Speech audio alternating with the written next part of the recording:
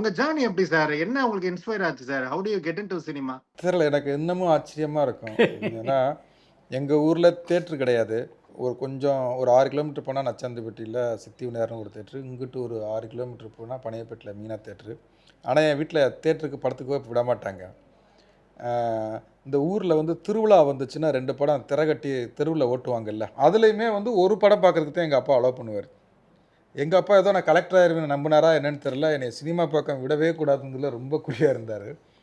ஆனா, ஒரு விஷயம் தடுக்கத்தான் அது மேல காதல் சுடர் விட்டு பிரகாசிக்கும்னு சொல்லுவாங்கல்ல. என்னைய சினிமாவுக்கு போகக்கூடாது, பார்க்கக்கூடாதுன்னு எங்க அப்பா தடுத்ததுனால 9த் போனதுலேருந்து நிறைய படங்கள் கட்டடிக்க ஆரம்பிச்சிட்டேன். என் ஃப்ரெண்ட்ஸுகளோட படம் கட்டடிச்சுட்டு போகிறது, புதுக்கோட்டைக்கு போகிறது. நான் 9த் போகும்போது தான் புதுக்கோட்டைன்னு ஒரு சிட்டி இருக்குன்னு எனக்கு தெரியும். அதுக்கு முன்னால் புதுக்கோட்டை மாவட்டம்னு சொல்லிக்கோமே ஒழிய புதுக்கோட்டை டவுனுக்குள்ளே போனது கூட கிடையாது.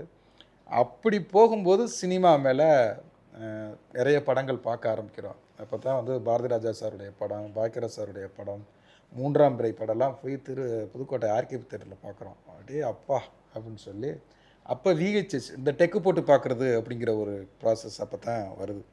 அப்போ முதல் மரியாதை, 16 வயதினிலே அந்த மாதிரி படங்கள்லாம் எடுத்து இப்போ தான் டெக்கு போட்டு பார்க்குறோம். அப்போ நானும் கதை சொல்ல போகிறேன் அப்படின்னு சொல்லிட்டு சொன்னால் நம்ப மாட்டீங்க, சிரிப்பீங்க. நான் 6வது படிக்கிறதுல இருந்தே கதை சொல்ல ஆரம்பிச்சேன். அப்பா எப்படி வந்துச்சுன்னே தெரியல. எனக்கு இன்னும் ஆச்சரியமாக இருக்கும். டேரக்டர்னா என்னன்னு தெரியாது, எதுவுமே தெரியாது. அது 7வது 8வது வரும்போது அதோடைய ஆசை வளர்ந்துக்கிட்டே இருக்கு. தெரில, விதின்னு தான் சொல்லணும். அப்படி தான் சொல்லணும்.